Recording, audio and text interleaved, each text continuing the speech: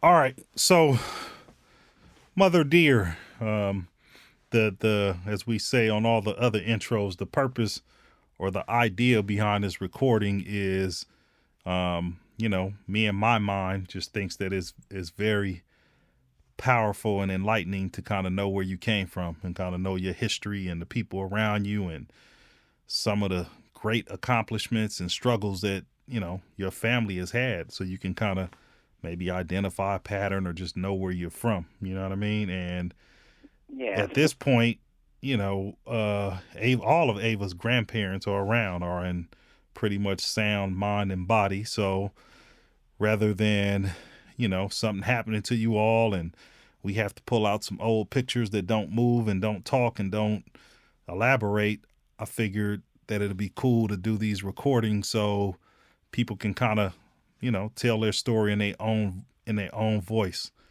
Yes. So yeah, so with that said, we'll just kind of, you know, make it informal per se, and start off with, your name and maybe where you was born, and kind of I start got it. telling I'm your here. story. Yeah, and then I'll ask questions where need be. Okay. Today is December 10th, 2014, and I am Ava. I'm your Ava. I'm your paternal grandmother. My name is Mahalia Daniel. I was named after the famous Mahalia Jackson, who was a gospel singer. I can't sing, Ava. And I had two sisters and one brother. I was born in 1950 in Lake Providence, Louisiana. I have two sisters that are still in Louisiana and one brother out here in California. Well, What's your my sisters and high brothers' school, name, Ma? my sisters, I have two sisters. One is named, the oldest is Essie, Essie Hill, and the other one's name is Shirley Rattler, Rattler. And my brother's name is Percy Evans Jr. Okay, and So then, anyway, I lived in Louisiana all my life. well, hold on, Ma. Before you talk about you, talk about your mom and your dad. Okay. My mother's name was Esther Champ. It's a maiden name, Champ, and she was born in Blackburn, Blackburn, Louisiana, on March 17th of 1933, and she passed away in April of 1999. My father's name, Percy Evans, and he was from Ruston, Louisiana. There's a little city called Liberty Hill in Ruston. And he was born on December 5th, 1926, and he passed away in 1978. Now, what did they do? I mean, what type of work and what type of people were they? What was their personalities like? My mother raised us primarily. My father, they separated. We were about, I was about 3 years old or so, but my father stayed in our life. He came around at Christmas and holidays and stuff, but I don't know much about him until later. When my mother got sick, we had to stay with him. And then I learned, to love my father. And my mother, she was just a homemaker. And I guess my father just worked in the field. And he was, he was a glass maker. He made mirrors and stuff from glass. And that's what he did later in life. And what type of personality did Ma have, or your mom? What type of person was she? My mother was the sweetest lady on this earth, and she was the type of person that would pick up a stick and bring it in her house out of the cold. That she would let people come and stay, relatives and stuff. She was very kind and very giving. My father was the same. He was a nice man too. Now, were they born in Louisiana? I remember I tell you my mother was born in Louisiana. Yeah, both of them were born in Louisiana. Uh huh. Now, did My they mother did was they born. did they graduate from high school, or how was it No, back neither then? one of them graduated from high school. Okay. Now, did she get remarried or anything after they separated, or? Yes, she did. She got married again to Charles McCarter, but I was grown then, and I don't know. I didn't grow up under him that much, but I remember him. But yes, she did marry later in life when we was grown. And Okay. my father married again too to Pinky Evans, and I got to know her when we had to move down there and stay with them for a while when my mother was in the hospital. Now, what happened to your mom? What happened to when she went to the hospital? Yeah, why did your mom pass, or what happened with her? Oh, when she passed away, she passed away because she had complications with diabetes and some other problems, and the nurse administered like 400 times the normal dose of medicine to her, and she passed away.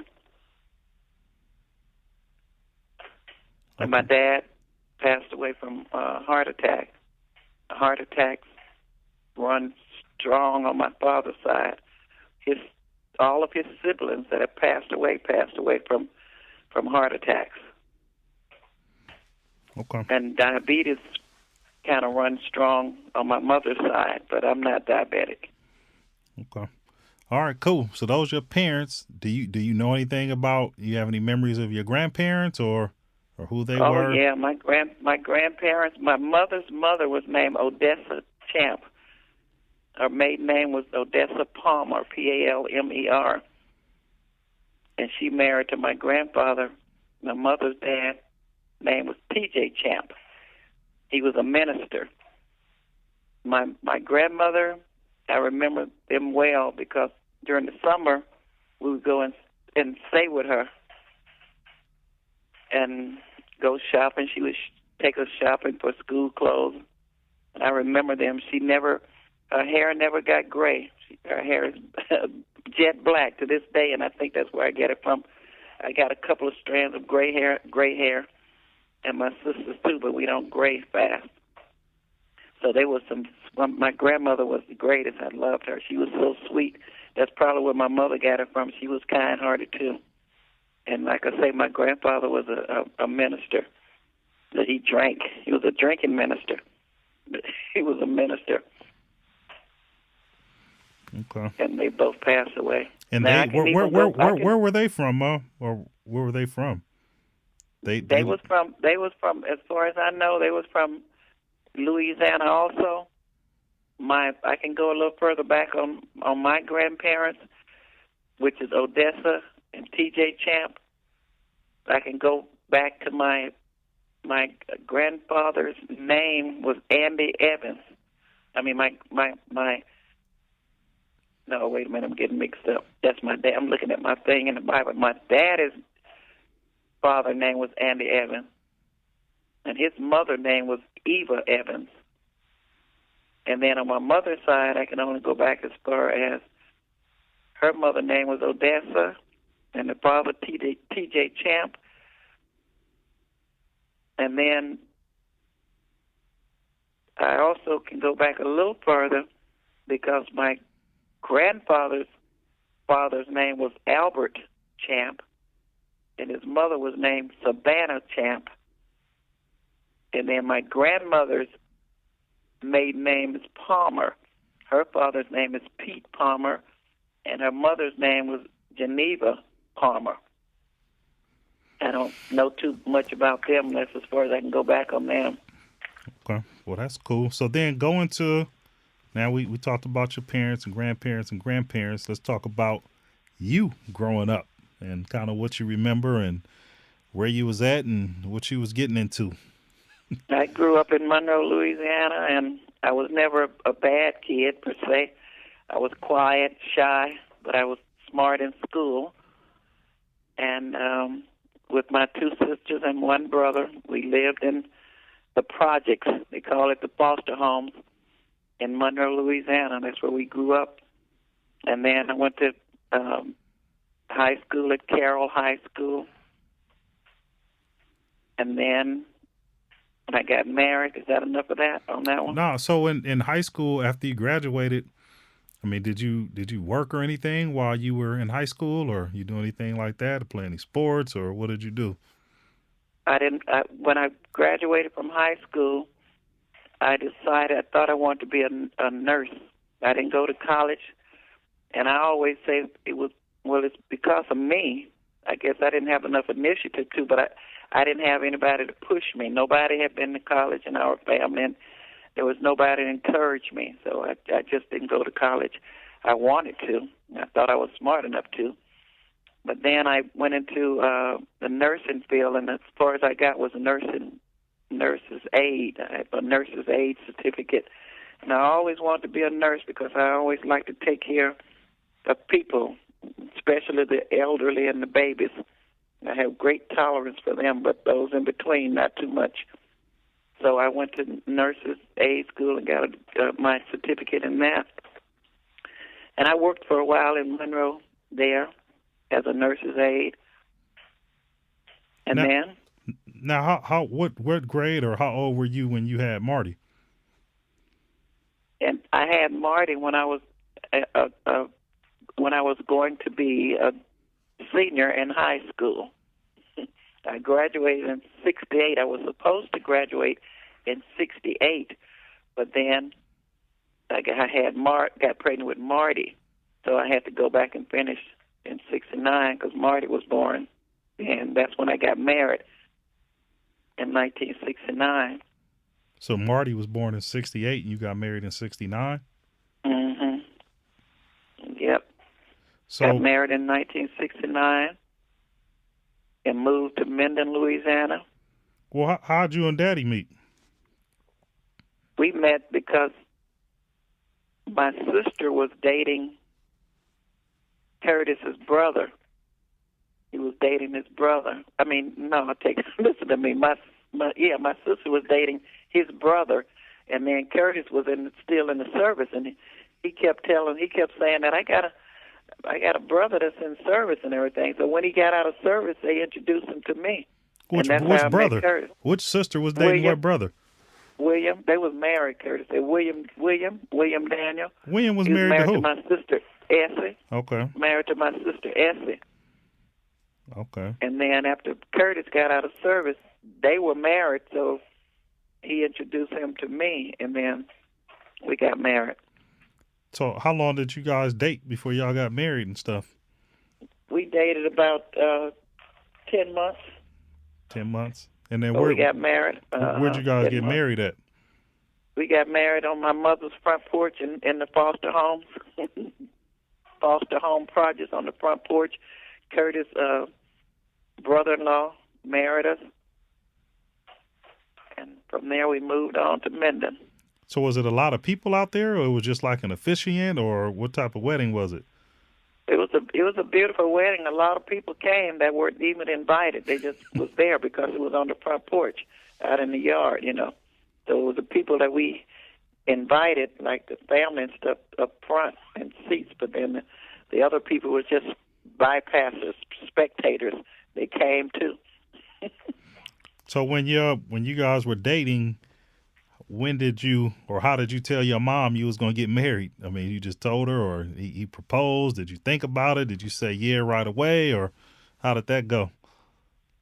Well, I was ready to get away from home, and I just told her when Curtis proposed to me, I told her that we was getting married, and then from there we set up a date, we got married on May 4th, which is my grandmother's birthday. So we decided to get married then. But I was just so ready to get out of the house and get away anyway, so everybody was happy. So I mean, when you was getting away, what, Daddy had his own place, or where'd y'all stay? Well, while we were engaged, Curtis got a job in Minden, Louisiana at the Army ammunition plant, and he started working there. So he stayed with some people He was renting a room from this older couple, and when we got married, that's where I moved in to that place, that room, for about maybe a month or two, and then we found our own little house, little shotgun house up on the hill. Okay. And then, so now going back, so what was your relationship with Marty's dad? Or, I mean, I've never met him, I don't think, unless I have and don't know, but were y'all boyfriend, girlfriend, or y'all just had a baby and y'all didn't really talk? Or, you know, how was that relationship, or what was that? I had a relationship with Marty's dad when I got my report card saying I graduated to the 12th grade. I was happy and everything, and my girlfriend asked me to go to some dance with her at the recreation center. And I went to the recreation center, and I was shy, like I said, and I didn't dance, and she was out there dancing, and I said, I'm going home. So as I was walking back through the little trail to go home, back to the foster home projects, that's when I met Marty's dad. I was 17 years old, getting ready to go into high school, my 12th senior year, and he was 27 years old. My mother should have ran him off, but he was bribing her with little things, you know, trying to be nice, and that's when I got pregnant with Marty. And I got 3 rings from him, but I knew in my heart that wasn't the man that I was going to marry, because he was very abusive physically and mentally, and he just was just crazy. So every boyfriend I got, when I break up with him, even after Marty was born, every boyfriend I got, he was so popular and so strong and with a lot of muscles and stuff, and had a reputation for being bad, that every boyfriend I got, when I went to the movies or anywhere, he would come in with a knife or something and break it up, and so everybody was scared to date me. Then along came Curtis, and I told Curtis, you know, about everything that happened. Curtis had one hand, he had the other hand pulling. So I just told Curtis, don't leave Curtis. He was kind of scared of Curtis because Curtis was quiet. So I remember Curtis paying for his ticket to go out of town because he said he couldn't live in the same town with us. So they paid for a ticket for him, and then before the night was over, Marty's dad sold the jacket off his back and came back knocking on the window. Oh, he tried to break up me and Curtis, but he couldn't. Curtis was strong, and Curtis was not scared. And he didn't know how to figure Curtis out because Curtis was quiet. So he didn't get ran off. Eventually, he gave up, I guess. Eventually, he gave up. So. All right. And then we were married, and we moved to Minden, Louisiana in 1969. We stayed in Louisiana to 1971, and then we came out to California. Shonda was born. Yes, Shonda was born in Minden in 71. Mm-hmm. So then y'all came to why did y'all move to California, or how did that happen? Or, I mean, y'all passed a lot of places to get to California. We moved to California because the job that Curtis had at the Army ammunition plant, it went out, and then Curtis had a brother, Mahalia Daniel, that lived in California already, and he had some apartments, so we just came out here. Okay, so y'all moved out here in 71 with Shonda and Marty, and so they was, I guess, probably like 4 and 3, and so what part of California were you guys in? We stayed in Los Angeles. We stayed in Los Angeles for 3 years before we moved into our house in Carson. It was in Los Angeles. Okay. All right, and then so y'all got Shonda, Marty, me, and Marlon.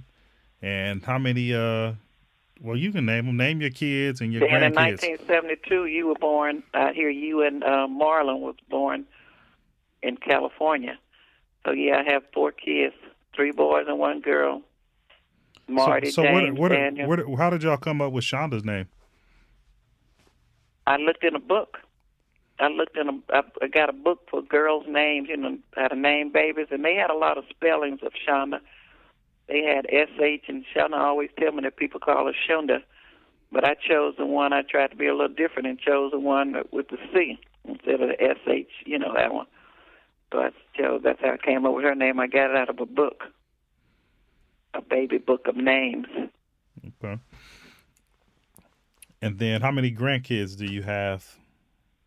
Which would be what, Ava's cousins, I guess, right? Yeah, we have, how many grandkids? We got 12? Wait, I got to add. Huh? Yeah. I got 12. We got 12 grandkids and one great-grand. I was supposed to say, what great grandkid? Ashton, baby, a little girl. All right. So then, okay. So y'all in California. What type of work did you do, and or jobs did you have when you were in California? What type of work did you do? When we moved to California. I did a little bit of the nursing aid job at convalescent hospitals, but then I decided to go to school in the evenings and take up some little course. So I went to started off in key punch. So I went to the Urban League and took the course in key punch, and then I got a job in that. And then after that, it moved up. It moved from key punch to data entry, and then I started working at Bank of America, and I worked there for 27 years before I retired. And that's the only job I had out here. So what type of work were you doing at Bank of America? I was working in management with Bank of America was a card center, so it had all kind of departments like lost and stolen, collections, every department you can think of. I worked at Bank of America branch liaison. I was a branch liaison officer there. We dealt directly with the branches. People have problems with their credit cards, collections, lost and stolen, all the departments. I worked there for 27 years. Okay. Now, on your kids, just describe, I guess, like your different kids, their personalities, and or actually, you know what? Not even on the kids. So you guys got, your 4 kids. I keep saying 3, 4 kids. And what was you guys' kind of philosophy and parenting style? Would you say? I mean, what did you guys say? We want to bring our kids up like this. What made you guys move to Carson and get out of L.A. and what made you guys? Well, we always wanted to have our own home. It seems like some of the things that you didn't have when you was growing up, and you try to want it for yourself and want it for your kids. So when I started working, so we both had jobs then, and we lived in L.A. for 3 years, and then the next move was into our home in Carson, because I used to always drive down here and see these 2-story houses and say that's where I want to live. And we checked out the school and everything, and the schools were good. So that we moved here, and I don't ever try to raise my kids as if all the same, because they have different personalities and they are different. You just have to know them, and then you can handle them on whatever level they're on. Like some, you may be able to trust one kid to go out and stay and say coming back. You may not be able to trust the other one. I didn't have any problems with my boys. They were all good. They never got into really any troubles and stuff at school and any fights and things. Some of the things they talk about we don't even know. We was too busy working. But overall, we had some good kids, and we try to instill in them that they ain't no better than nobody, and ain't nobody no better than them. So God made us all the same. So just live your life and treat everybody with respect, and you'll do well. And that's how we always tried. We never. Marty used to think we was rich. That was so funny. But anyway, that's how we did. And we never had any fabulous incomes or big incomes, but as some of the people in our neighborhood. But with our 2 incomes, we were able to combine them and be on that level, and then just live comfortably. So how was it?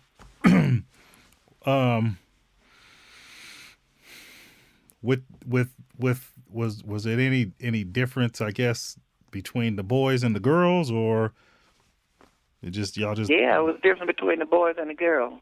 The boys you can be more lenient with. The girls you got to try to kind of watch them more closely. But the boys you can't just tie them down or whatever. You got to let them like have a little freedom or something like that. You got to trust them and let them go.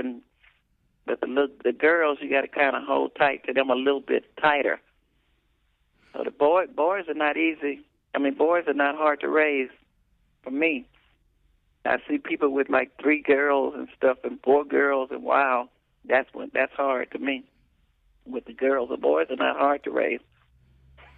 All right. So, Ma, about you, what do you like to do? What type of stuff do you like to do? What do you enjoy? I've always had a passion to decorate. I like to decorate. I like things that are different.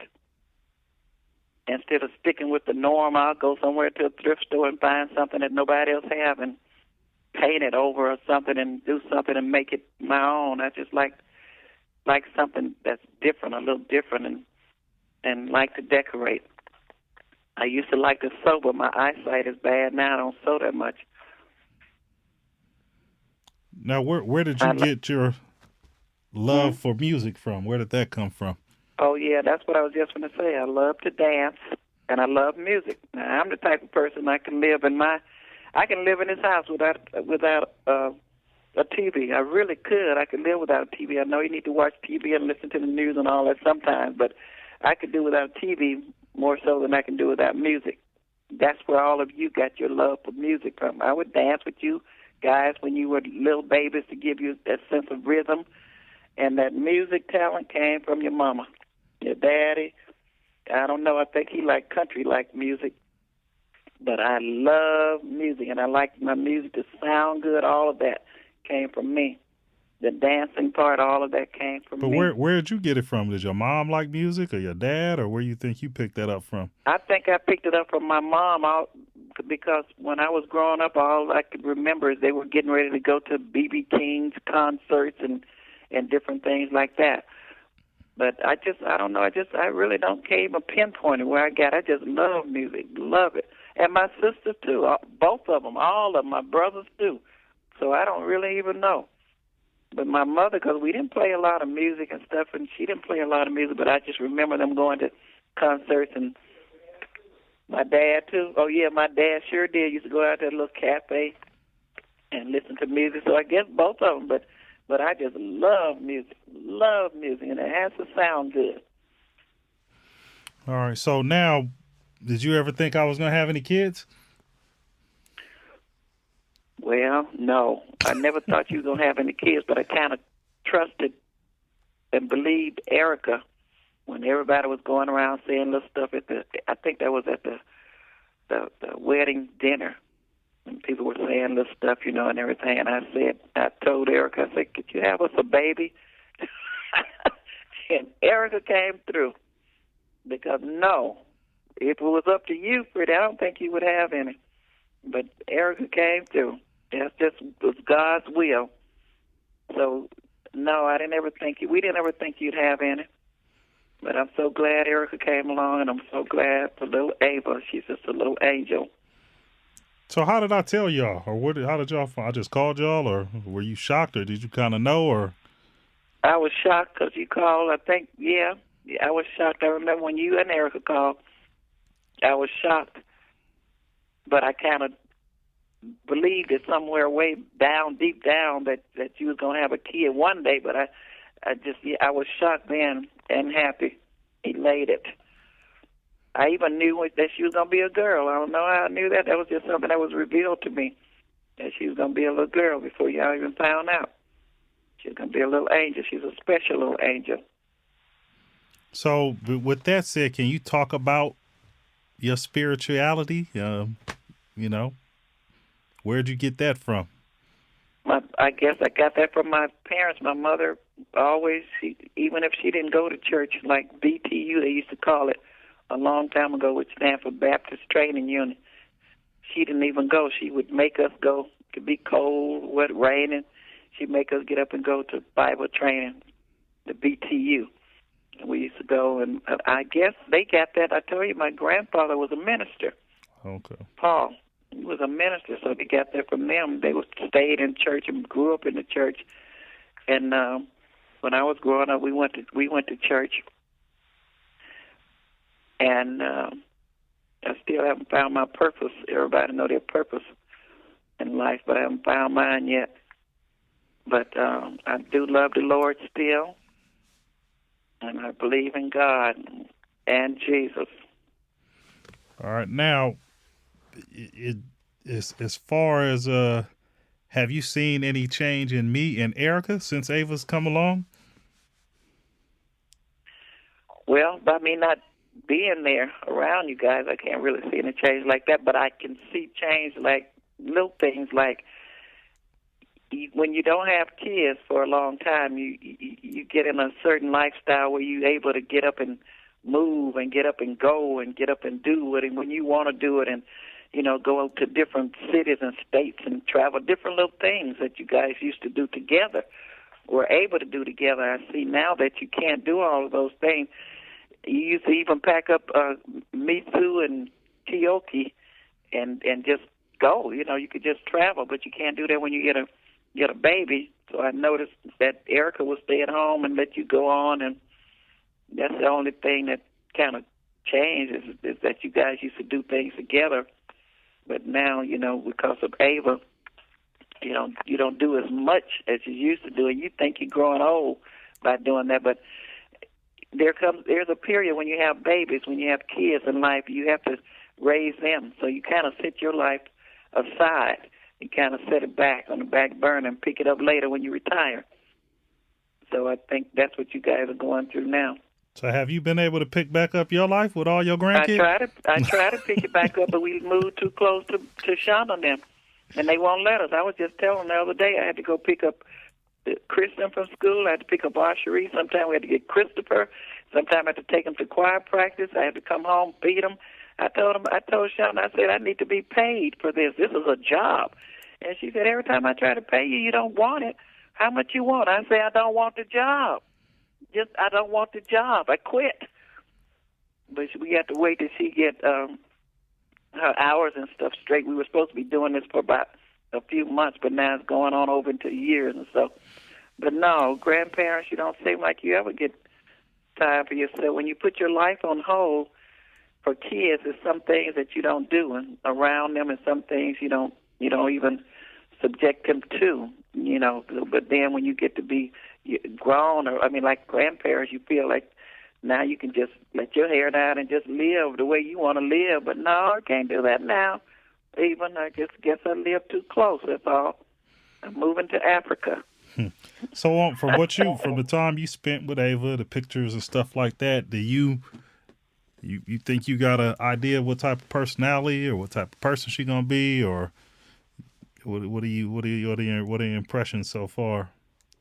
Not really, but I can tell from the different videos and things that you send, and I can tell that she's smart. She's a smart little girl, and I can tell that she's above her grade, her group. She's smart. She's smart, and she's a quick learner. And I think I don't know. I heard her grandfather talking about him in the Navy, because I always said she was going to be a swimmer. She's going to swim, but I didn't get that from him. I got that because she was in the bathtub as a little baby. Who puts a little baby up in the bathtub? And like he said, you guys are doing all this stuff by the book and different kind of ways of raising her, but it worked, because when I was there with Ava, I wanted to take her out of that little swaddling thing because I thought she was in a straitjacket. And then every time I see them little cameras move, I say, well, Pretty told me to try to stick to it, because they got on a schedule, try to stick to it. So I did. But it's just a different way, because people don't normally raise their kids like that, I guess. Like in the old days, we don't have book knowledge. We just do it ourselves, and we know that works. But then the things that you do and stuff, I can see how it works too. Like being on a schedule and all that stuff. I never had any kids on schedule. I just knew when it was time to feed them, time for them to go to bed and all that. But I think she's going to grow up to be something spectacular. She has two great parents that's coaching her along, and then they're not as young as some of us are when we have our kids, and we really don't have time to do all that. But you guys have had a lot of time before she was born, and now you got time to you can pass a lot of stuff on to her, and you guys are doing a great job. I think she may be a swimmer. Swimmer? She gonna be tall? Huh? She gonna be tall? Yeah. She may do what her mother wanted to do, but didn't have enough courage to be a model. Erica told me one time that she thought about being a model, but she just didn't have the courage or something. But Ava probably would do that. She could be a supermodel. But whatever's out there for Ava, she's gonna grab it and catch it and run with it. And she may be a little bit like her dad, though. And like her grandfather. I didn't know he was adventurous like that, and just got to hatch up some new plans and new ideas and new thoughts and stuff. I saw Ava up there climbing on that little mountain. Most kids won't even go up on top of that little thing. It wasn't a big hill or anything, but she went on up that little hill and came down on the other side. And she just adventurous, too. She got to see what happened if she does. All right. So now, before I get to the last part, so one of, my nephew, your grandkids passed, which was Lil Marlon. So what would you tell Ava about Lil Marlon? What can you tell her about him? I could tell her that Lil Marlon was the sweetest little boy. He showed the most love and affection. He was a very affectionate child. Affection don't seem to run like in my family. We don't do a lot of hugging and stuff and kissing and stuff like that, may hug and pat you on the back, but it don't be like genuine. But little Marlon had that genuine love where he would just lay on you and rest his head on you and talk to you. And he may not even say nothing. He just lay there. And even when I'm cooking, he'll come and just lay his head and be trying to walk around in there while I'm cooking. He's very affectionate. He had a lot of love and stuff he was trying to share. And that's what I would tell her about him. He was a very special little boy. All right. So then, in closing, couple things. You got any nuggets or anything towards Erica? Any motherly advice between mother and daughter? Because you said that was different. Or just how would you want Ava to remember you if you weren't around? If I'm not around Ava, I want Ava to remember the same thing that I taught my kids, the little slogan I taught them, that she is not any better than anybody and ain't nobody better than you. Treat everybody with respect and your life will be fine. Don't never get in your head where you think you better than somebody because you have more than them or your finances are greater. You ain't better than nobody and ain't nobody better than you. And treat everybody with respect, and it'll come right back to you. That's what I would tell her. And she'll be fine with that. Any motherly advice for Miss Erica? Tidbits? Erica is doing a great job. Erica, I can see things that she does with Ava and how she is with Ava. I've noticed some parents, some mothers, the way they talk to their babies and stuff, and they talk harsh, like they got to be mean to them and get over that, I could tell Erica got that touch, that motherly touch, motherly love, just to talk to them like they're kids, they're babies, don't holler at them and raise your voice. I think she does well, and she takes time, and she notices little things, and she teaches things. Erica's doing a great job. She's doing a great job, but the only thing I could say to Erica is that you need to have someone in the child's life that they, if in case you have to do something or go somewhere, that they are comfortable staying with if the grandparents are not around. And I always thought that person was Becky. I have never seen such a bond between a baby and somebody as I did with Becky and Ava. And Becky would come over there and she'd take them little beats and kiss them and play, and Ava would laughing and just was different. So I think if she get a friend or something, I guess she probably got somebody, maybe her cousin or whatever, but I think she needs to trust someone else, Ava's care with someone else in case she has to do something, or if she want to do something with you where the baby can't go out in the cold or something. Maybe she can try to work on that. But other than that, she's doing a beautiful job. She's doing a great job. All right, cool. And what was your name that you suggested for Ava? Do you remember? I don't. No, I sure. Let me see what I said to name her. I sure can't remember. I cannot remember that name. And you say it's Ava. Yeah, you told me I was going to change it. Can you remember it? Man, I don't remember what you said the name. I can't remember that name. Was it some biblical name or no? Because I forgot what you had. It was either that or an African name that I found, and I can't even think of it. But I may think of it later, but I can't even think of it. But yeah, y'all already had Ava's name. Okay. Well, and that name suits her too. What's her middle name? Braxton. Ava Braxton. Oh yeah, Daniel. that's right, Ava Braxton. Yeah, that's right.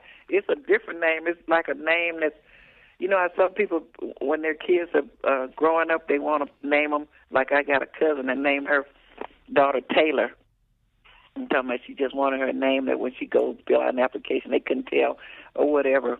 Taylor seemed like a boy's name, but Ava name seemed like Ava Braxton is a name that you don't hear. It's like it defines her. I think she'll do. I mean, that's a good name. Y'all picked it, and I can't think of the one that I was gonna call her, but it wasn't that.